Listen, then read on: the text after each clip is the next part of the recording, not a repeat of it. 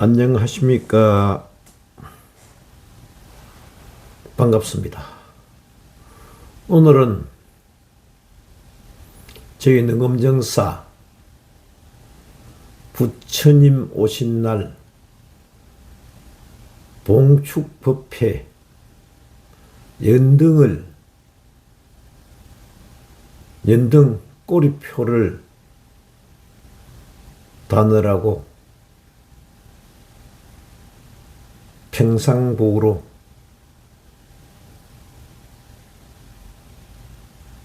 방송을 시작할까 생각합니다. 이제 한 5일 있을 것 같으면은 부처님 오신 날 4월 초 8일이 됩니다. 부처님 오신 날 연등 봉촉 연등의 불을 밝힌다. 이럴 것 같으면은 항시 생각나는 일화가 있는데 그것이 빈여의 등불이라는 일화입니다. 이 일화는 여러 불자님들도 다 아는 사실인데 또 하도 큰 스님들이 연등 봉촉 법회 시마다 이 이야기를 다 법문을 하시기 때문에 다들 알고 있는 이야기이기도 합니다. 간단하게 제가 줄여서 설명을 좀 드려볼 것 같으면은 부처님 제세시에 부처님이 살아 계실 때에 인도에서 가장 가난한 소위 거렁뱅이 여인이 한 분 있었는데 이 사람이 가진 재산이라고는 동전 한 푼밖에 없었어요. 그런데 어느 날 보니까 사람들이 기름통을 자기 수준에 따라서 큰 통을 가져간 사람도 있고 적은 통을 가져간 사람도 있고 그래서 기름집에서 줄을 서서 기름을 사가는 거예요. 그 왜 기름을 사가느냐 하는 용도를 물어보니까 사용처를 물어보니까 부처님이 오늘 법문을 하기 위해서 왕사성에 오시는데 그 불을 부처님 오시는 길을 밝혀드리기 위해서 갓길에다가 불을 켜서 환하게 밝혀서 부처님 오시는 길을 밝혀드리는데 그게 쓰려고 기름을 가져간다, 사간다 이렇게 말씀을 하는 거예요. 말들을 하는 거예요. 그래서 이 가난한 여인도 기름집에 가서 동전 한 푼을 내놓고 기름을 살라고 그랬어요. 근데 이게 동전 한 푼 갖고는 기름을 살 수가 없는 아주 적은 액수였어요. 그래서 이 기름집 주인이 사용처가 어디에 쓰려고 기름을 살려고 하느냐 그러니까 부처님 오시는 길에 길을 밝혀드리기 위해서 불을 켜려고 그런다 하면서 기름을 달라고 사정하니 기름집 주인이 그 말에 감동을 받아서 기름을 조금 불 켤 수 있는 기름을 줬어요. 근데 그걸 가지고 이 가난한 여인이 불을 켰는데 다른 불은 다 법문을 마치고 부처님이 돌아가실 쯤 되니까 다 꺼져요. 또 안 꺼지는 불들은 부처님의 제자들이 그 불을 딱 껐어요. 그런데 어찌된 판인지 가장 적은 불, 바람이 약간만 불어도 끌 수 있는 그런 가장 적은 불 하나가 불어도, 바람이 불어도, 사람 입으로 불어도, 기구를 가지고 불어도 안 꺼지는 거예요, 이렇게. 그래서 부처님에게 세존이시여, 다른 불은 다 꺼지는데 불 하나는 안 꺼지고 있습니다. 아무리 우리가 불어도 끌려고 해도 안 꺼집니다. 이렇게 그 부처님에게 보고를 드리니까 거기서 부처님이 하시는 말씀이 이게 법문입니다.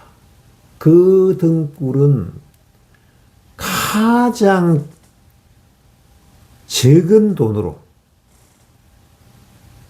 가난한 그런 병이 여인이 불을 켜는 것인데 그 불이 안 꺼진 이유는 그 관계를 설명하면서 이 이야기는 시작이 됩니다. 그런데 이 불이 왜 안 꺼졌을까요? 이 불이 바람이 불어도 안 꺼지고 사람이 불어도 안 꺼지고 흔들어도 안 꺼지는 이유는 뭐겠습니까? 그 불이는 이 가난한 여인의 전 재산이 다 들어있는 것입니다. 가난한 여인의 온갖 염원이 다 들어있는 것입니다.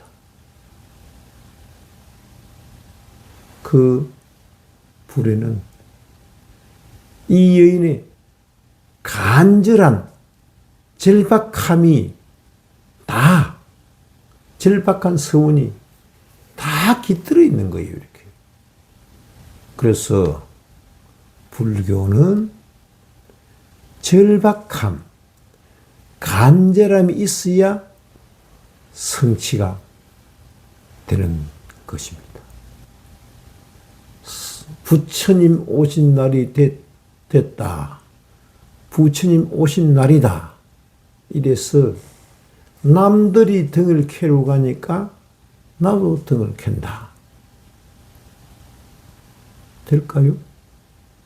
남들이 기도하니까 나도 기도한다.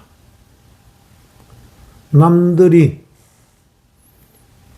참선하니까 나도 한다. 남들이 주력하니까 나도 한다. 남들이 사경하니까 나도 사경한다. 이건요, 안 하는 것보다는 낫지만은 이런 기도는 성취되기는, 이런 수행은 깨달음을 얻기는 요원할 것이다. 안 하는 것보다는 낫지만은 좀 성취되기는 힘들 것이다. 이런 말씀을 드릴 수가 있습니다. 불교는요, 남을 의식해서 하는 것이 아니고 내가 스스로 선택해서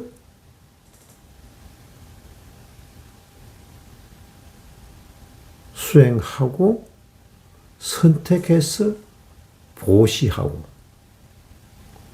선택해서 살아가는 것이 불교의 근본 도리, 서원도, 내가 소원도 남의 눈치를 보지 말고 내가 가지고 있는 서원을 다 들어야 합니다. 근데 그 서원들이 평범한 서원이면 안 된다니까요. 절박한 서원, 그죠? 꼭 이루어져야 한다는 절박한 서원, 그게 이루어져야 돼요. 건성건성으로 하는 서원은 이루어지지가 않습니다. 제가 지난번 48회차 그 유튜브에서 말씀을 드렸습니다만 부처님이 7가식 7집을 다니면서 빌어주고 공양을 얻어 자셨다 하는 대목에서 그 중에서는 잘 사는 부잣집도 있었지만은 못 사는 초건 목피로도 연명하지 못하는 가난한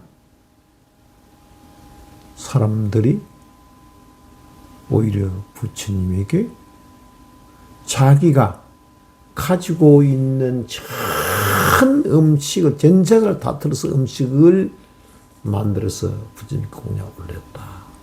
그런 말씀 들었죠? 그 절박함, 절박함, 간절함을 담아서 부처님에게 공양을 올렸다. 이런 말씀을 드렸습니다.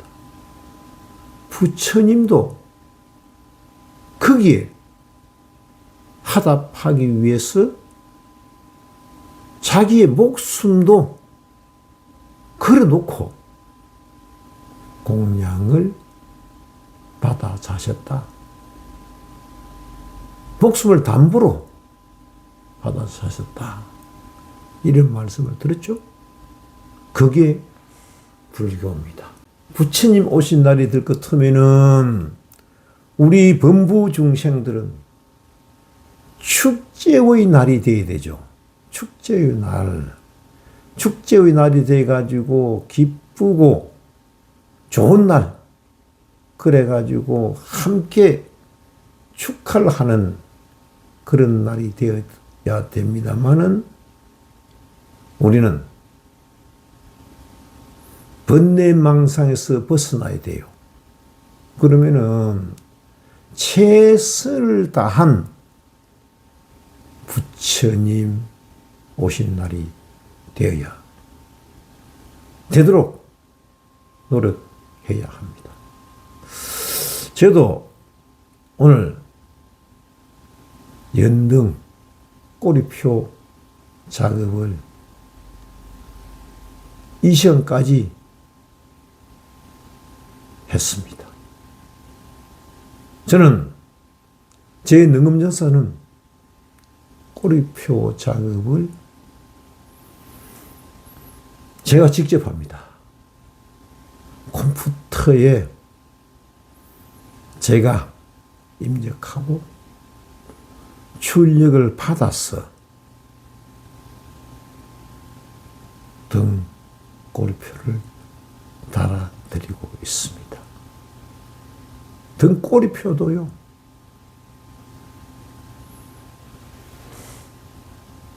금능 꼬리표는 파란색 함지로 꼬리표를 만들어 달았습니다. 왜 그러느냐? 금년이 갑진년이에요. 갑진년.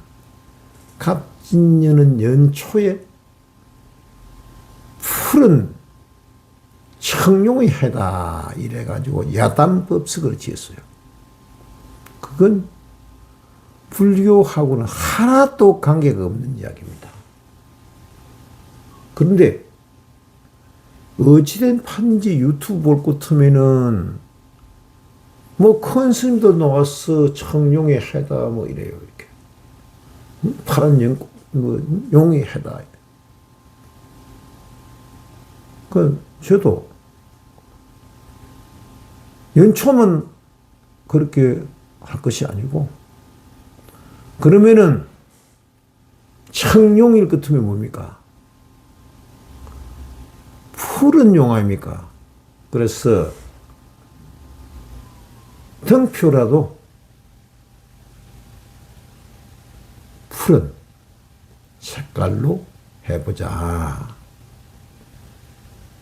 이런 생각으로 푸른 색을 선택했습니다. 그리고 등을 타는 것도 바로 타는 것이 아니고 꼬리표에다가 연길줄이 삼색 실도 갖고 꼬리표를 만들어야 합니다. 그 뭐냐? 불법성삼보다. 그래서 세 가지 색상실로서 묶어서 옷핀으로 핀으로 등을 달았습니다. 제가 직접. 그거 왜? 보살님들이 진짜 최선을 다해서 살아가는 불자님들이 그래도 잊지 않고 능엄정사를 찾아주고 능엄정사의 연등을 봉촉해 주셨는데, 제가 가만히 앉아서 받기가 조금 미안했어요. 죄송스러웠어요. 저도 크게 하답하는 차원에서 나름대로 할 수 있는 최선을 다해야 그게 불교다 하는 뜻에서 그렇게 하고 있습니다. 불교는요, 내가 능엄정사 주지로서 하는 생각을 버려야 됩니다. 내가 출가 스님인데, 제가 법사인데, 내가 법사인데 하는 생각을 내려놓아야 합니다. 불교는 항상 역지사지, 입장을 바꾸어서 생각해 봐야 돼요. 역지사지. 이 불자님들이 능엄정사에 등을 달 것 같으면은 이 불자님들이 가지고 오는 봉촉 보시금에는 어떠한 간절함이 깃들어 있는가? 그걸 먼저 생각합니다. 먼저 생각해야 합니다. 그래서 어쩌든지 간에 그 소원이 다 이루어지기를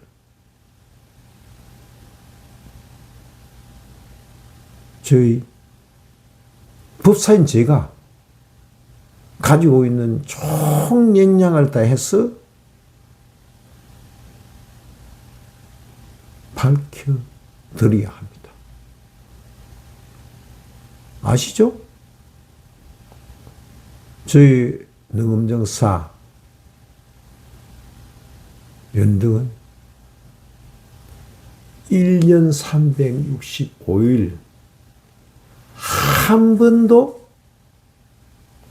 불을 끄지를 않습니다. 하루도 불을 안 밝힌 경우는 없습니다. 왜? 그 수많은 등 중에서 그 수많은 등에 불자님들의 애틋한 간절한 사연들이 서원들이 깃들어 있기 때문에 그 서원들을 드리기 위해서 최선을 다하고 있습니다. 자, 이제 금년 2568년 갑진년 부처님 오신 날 제 능엄정사에서 강조하는 사자성어는 역지사지. 입장을 서로가 바꾸어서 생각해보자. 불자님들은 능엄정사 법사가 능엄정사를 운영하기 위해서 어떤 애로점이 있는가, 수행하는데 어떤 애로점이 있는가, 기도하는데 어떤 불편함이 있는가 하는 것을 생각해 주시고, 또 저는 제 나름대로 여러 불자님들이 능엄정사에 봉촉 연등을 봉촉해 주시는 그 사연에는 어떤 간절함이 있는가 하는 것을 생각해보는 그런 부처님 오신 날이 됐으면 좋겠다. 아니, 제 능엄사뿐만 아니라 이 우주 법계의 모든 중생들이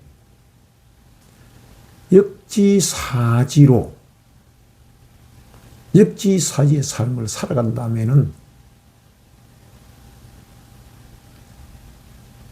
이 불국정토는, 이 사바세계는 아상이 무너지고 인상이 무너지고 수자상이 무너지고 중생상이 무너지는 그런 불국정토가 될 것이다 하는 확신을 가지면서, 자, 금년 부처님 오신 날은 역지사지라는 화두를 함께 올리면서 오늘 이야기를 마칠까 합니다. 감사합니다.